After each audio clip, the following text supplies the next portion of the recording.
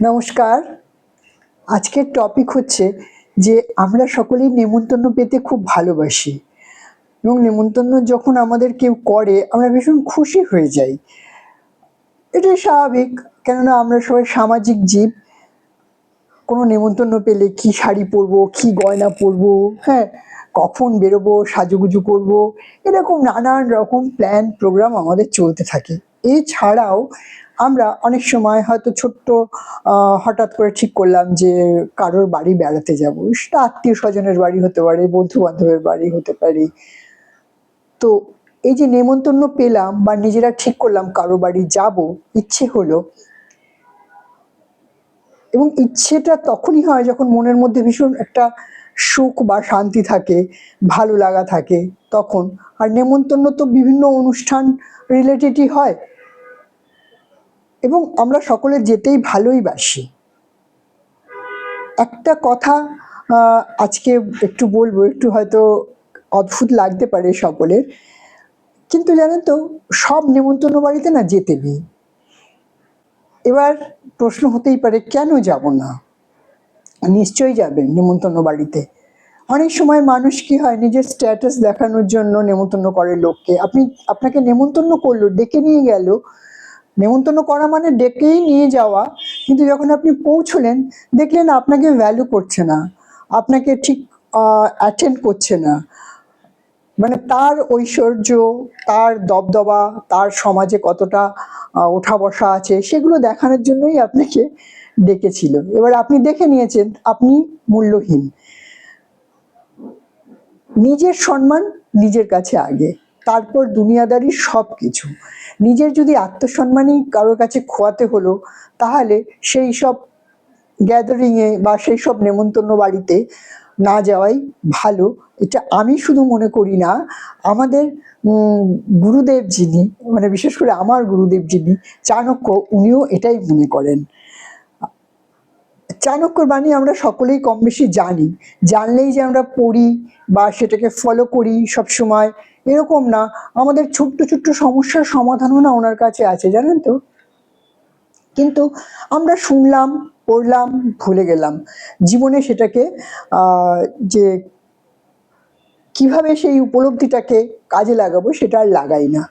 এটা তো গেল একরকম। কিছু আত্মীয় স্বজনের বাড়ি আছে, জানেন তো, আপনি যখন যাবেন আপনাকে ডাকবে, নেমন্তন্ন করবে, যাওয়ার পর আপনার সাথে ভালোভাবে কথা বলবে না, টেরা টেরা কথা বলবে, বা এমন কিছু অ্যাটিটিউড দেখাবে যে আপনার ভালো লাগবে না। অন্য আত্মীয় স্বজন যারা, তাদেরকে একটু বেশি বেশি অ্যাটেন্ড করছে, আপনাকে পাত্তা দিচ্ছে না আর কি। সেটাও এক ধরনের অপমান। এই ধরনের গ্যাদারিংয়ে বা এই ধরনের আত্মীয় স্বজনের বাড়িতেও না যাওয়াই ভালো। মানে আমরা তো কারোর কাছে, আমাদের তো কোনো ঠেকা পড়ে যায়নি যে সব নেমন্তন্ন বাড়িতেই যেতে হবে। যেখানে আপনাকে সাদরে গ্রহণ করা হবে এবং আপনার মান সম্মান বজায় রাখা হবে, যেহেতু আপনাকে ডাকা হয়েছে, শুধু সেই সব বাড়িগুলোতেই যাওয়াটা ঠিকঠাক। আরেকটা জানেন তো, আত্মীয় স্বজনের বাড়িতে বা কিছু বাড়িতে আছে যেখানে গেলে লোক তারই তারই আহ্বানে গেছি বা তারই দরকারে গেছি, আমি আমার নিজের অভিজ্ঞতা থেকে বলছি, সে টয়লেটে ঢুকে বসে আছে, বেরোচ্ছেই না।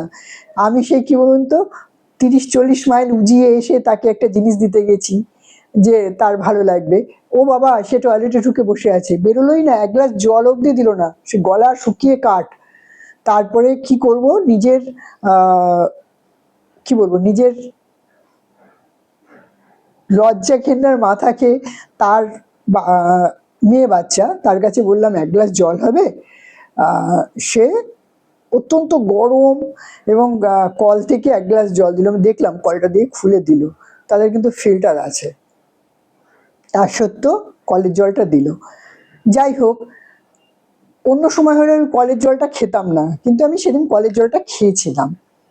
এই জন্য খেয়েছিলাম যে ওই বাচ্চাটা এইটুকু অন্তত ওকে শিখুক যে কেউ আসলে সে চাক বা না চাক, তাকে এক গ্লাস জল যাতে দেয়া হয় অতিথিকে। সে শিখেছে কি শেখেনি আমি জানি না, তার মাই শেখেনি, সে শিখবে কোথা থেকে। তো এনিওয়েজ, তো যাই হোক, নাম বা তাদের পরিচয় আমি এখানে দেব না, দিলে তারা সমাজে খুব নিজেদেরকে গণ্যমান্য ব্যক্তি বলে মনে করে। তাদের খারাপ লাগবে। আর আমি কাউকে ব্যক্তিগত আক্রমণ করে এক্সপোজ করাটাও আমি খুব একটা পছন্দ করি না, তাই জন্যই বললাম না। এটা একটা ঘটনা। আর একটা ঘটনা আছে যে এরকম একজনের বাড়িতে গেছি পুজোতে, যে কোনো পুজো হলেই তারা নেমন্তন্ন করে, এবং আমি আমি একটু কিন্তু বলদ, মানে বলদ বললে কথাটা খারাপ হয়, একটু বোকা টাইপেরও মানুষ আছি। চট করে লোকের ইন্টেনশনটা বুঝতে পারতাম না, এখন পারি, তখন পারতাম না। যখনই পুজো হয় নেমন্তন্ন করে যাই, তখনই এই এখানে বসো না, এখানে বসো না, এখানে বসো না, এটা ছুঁয়ো না, ওটা ছুঁয়ো না। সে একটা অদ্ভুত, মানে কি বলতো, ক্রিটিসাইজ। এই এটা ধরো না, ধরো না, ধরো না, মানে যেন আহ, আমরা কোনো অস্পৃশ্য কোনো জাতি বা অস্পৃশ্য কোনো প্রাণী, যে কিছু ধরলেই সেটা অশুদ্ধ হয়ে যাবে, তাও কি ভগবানের পূজার উপাচার। শুধু সে আমাকে না, আরো যারা অনেকে পুজোর ওখানে পার্টিসিপেট করেছে, তার একদম নিজের সন্তানাদি বাদ দিয়ে, বাদ বাকি সকলেরই, তার নিজের পেটে যে সন্তান হয়েছে সেটা বাদ দিয়ে সবার সাথেই উনি ওই পুজোর নিমন্ত্রণ করে ডাকবেন এবং ওই কীর্তিটি করবেন। তো আমার মনে হয় যে এইরকম গ্যাদারিংয়ে একবার, দুবার, তিনবার যদি মানুষ বারবার যেতে চায়, তার আস্তে আস্তে তার আত্মবিশ্বাস কমে যায়, তার আস্তে আস্তে সেলফ রেসপেক্ট কমে যায়, সে ভুলে যায় তার একটা আত্মমর্যাদা আছে। কেননা সে বারবার সেখানে যায় এবং অপমানিত হয় এবং মুখটাকে এইটুকু চুন করে ফিরে আসে। কোনো তো দরকার নেই। বড়লোক বন্ধু যারা যারা একটু কম রোজগার করে, এরকম বন্ধুদের ডাকার পরে নিজেদের গয়না গাটি, টাকা পয়সা, বড় গাড়ি এসব দেখাতে থাকে, এবং সেই বন্ধুর খারাপ লাগবে কি লাগবে না সে বিষয়ে তার কোনো যদি হুঁশ না থাকে, আমি বলবো এরকম বন্ধুরও গ্যাদারিংয়ে যাবেন না। দরকার নেই তো। পৃথিবীতে কত ঘোরার জায়গা আছে, কত কি করার জায়গা আছে, সেই সব জায়গায় আমরা কেন যাব? সেই সব জায়গায় আমরা কেন নিমন্ত্রণ নেব, যেখানে গেলে আমাদের মান সম্মান বিঘ্নিত হয়, আমাদের ভেতরের আত্মা কষ্ট পায়? না, আমরা যাব না এরকম নেমন্তন্ন বাড়িতে। তো যখনই কোনো নেমন্তন্ন পাবেন, এই টাইপের লোক যদি কোনো কারণে ভুল করে গিয়েও ফেলেন, সেকেন্ড টাইম আর কখনো যাবেন না। এবং যে বাড়িতে আপনার সমাদর নেই, যে বাড়িতে আপনাকে সম্মান করে না, যে বাড়িতে ঘুরিয়ে ফিরিয়ে বিভিন্নভাবে অপমানমূলক কথাবার্তা বলে, যেটা আপনি উত্তর দিতে পারেননি নিজের ভদ্রতার খাতিরে, হয়তো আপনার ভদ্রতাটাকে তারা দুর্বলতা মনে করেছে, কিন্তু আপনি তো দুর্বল নন।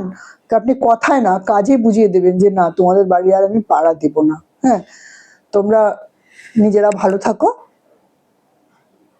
আর নিজেদের মধ্যেই থাকো।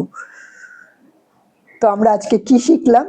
যে এইসব জায়গায় আমাদের রেসপেক্ট নেই, ভালোবাসা নেই, কটু কথা আমরা শুনি, সেই সব আত্মীয় স্বজন, সেই সব বন্ধু বান্ধব, সেই সব বাড়ির লোকরা নেমন্তন্ন করলে আমরা সেখানে যাব না।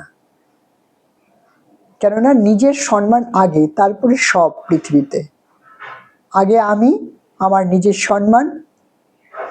যেখানে আমি নিজেকে নিজে দেখে যদি নিচু মনে হয়, সেখানে অন্য লোক তো নিচু মনেই হবে।